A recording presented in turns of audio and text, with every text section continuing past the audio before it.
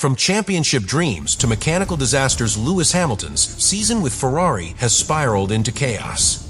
How did one of the greatest drivers in Formula One history end up watching yet another race from the garage, powerless? In Brazil, a front wing shattered, a penalty shocked the paddock, and Ferrari's hopes for second in the championship may have just collapsed.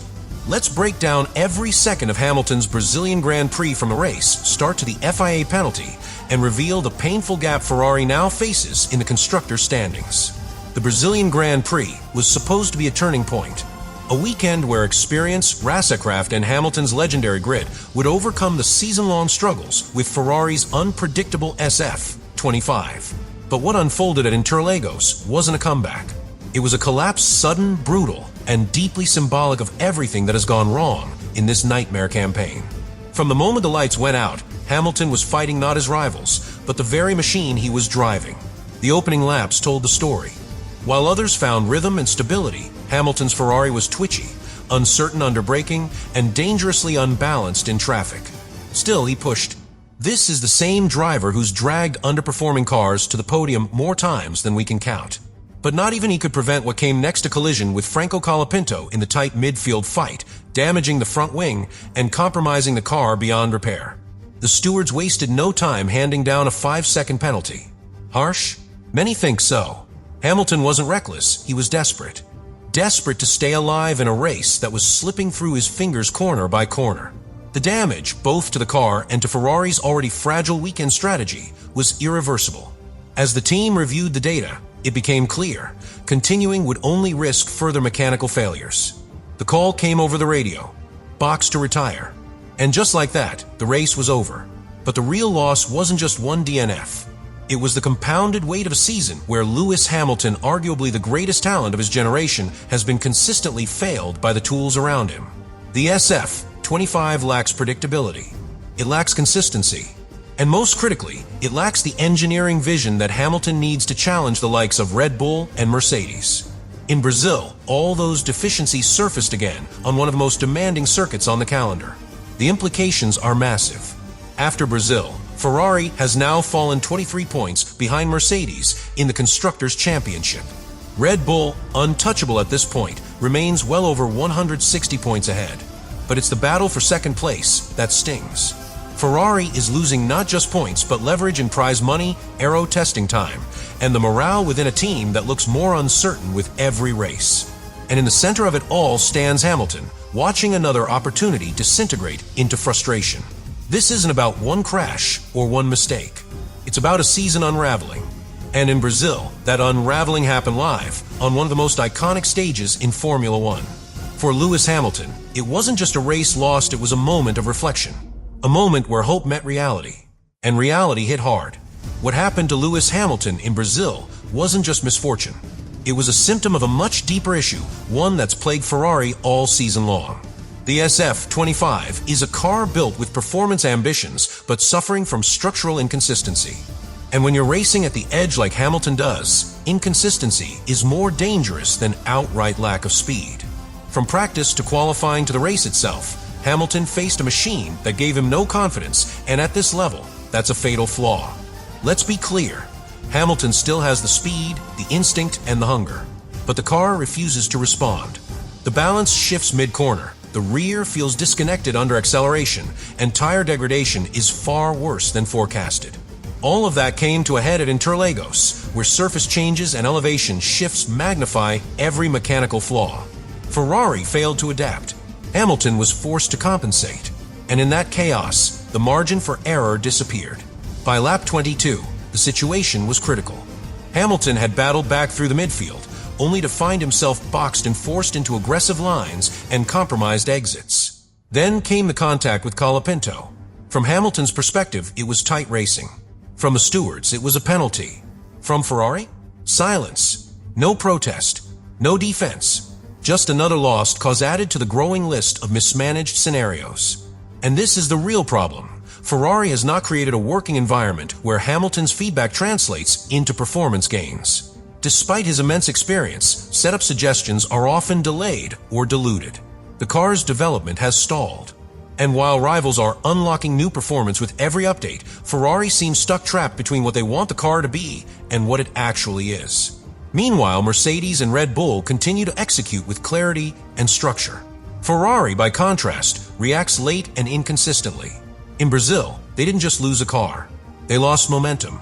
They lost the confidence of their lead driver. And they lost another chance to tighten the constructors' gap. Now, with only 3 races left, the margin behind Mercedes has grown dangerous, and Hamilton knows it. On paper, Ferrari arrived in Brazil with a setup tailored for a track like Interlagos high downforce, mechanical grip in the mid-speed corners, and predictable balance through the S's. But what they delivered to Lewis Hamilton was anything but predictable. From a first practice session, he complained about the rear instability, particularly in turns 6 and 10, where the SF-25 struggled to rotate cleanly. Engineers chased setup changes overnight, but the problems only evolved, not disappeared. Ferrari's biggest miscalculation was aerodynamic balance. In pursuit of straight-line speed to defend on the long pit straight, they trimmed rear wing downforce, but at the expense of mid-corner grip. That left Hamilton with a car that oversteered on entry, slid at the apex, and burned its rear tires far too early in every stint.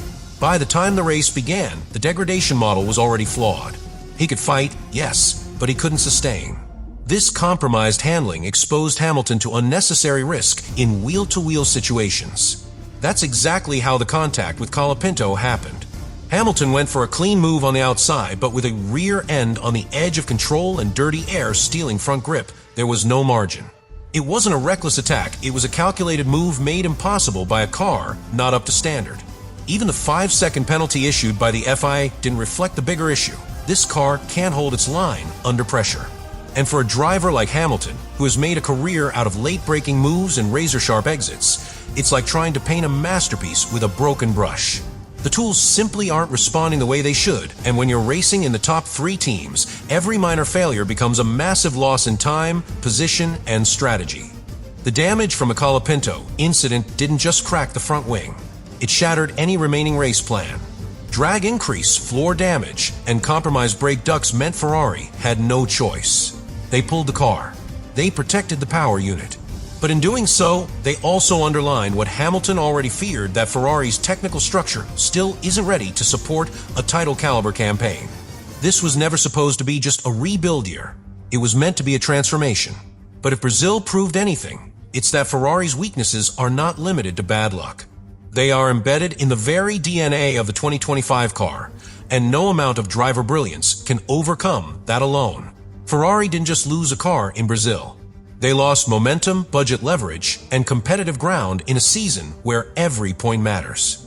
With 3 races remaining, the fight for second in the Constructors' Championship is slipping through their fingers.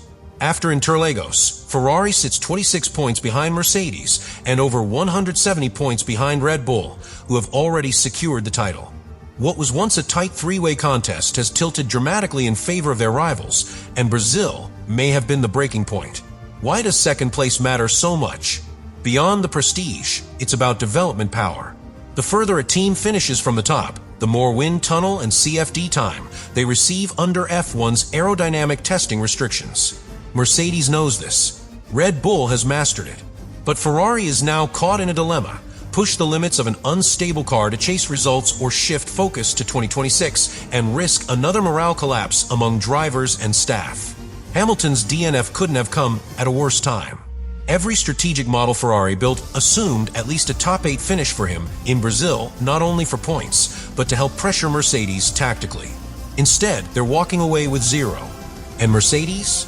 They capitalized with both cars in the top 6, scoring critical double-digit points that widened the gap and added psychological pressure on Ferrari heading into Las Vegas and Abu Dhabi. From a driver's perspective, Hamilton can only do so much. He was brought in to elevate Ferrari, not just on track, but off it. His presence alone restructured part of the team's technical communication. His race intelligence and consistency were expected to translate into podiums.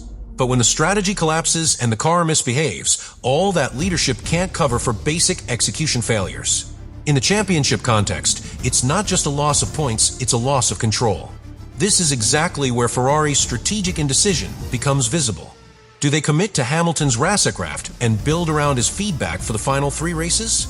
Or do they stick with a flawed simulation path that's yielded nothing but retirements and wasted weekends? Mercedes and Red Bull aren't asking these questions anymore, they've answered them.